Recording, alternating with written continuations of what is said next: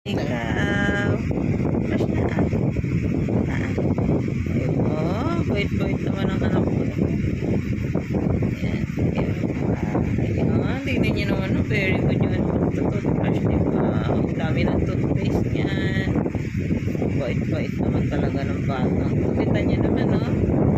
Tanggal-tanggal niya yung toothbrush. Ayan. Brush na siya.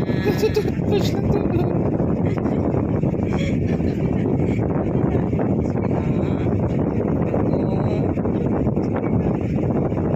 Reward natin mamaya.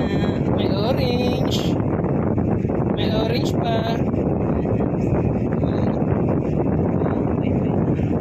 Brush yan, o. Nagtututbrush yan, pati yung bibig niya. Ganyan din ang toothbrush. Brush yan, o. Bait-bait, no. Sobrang bait niya, pahirapan eh.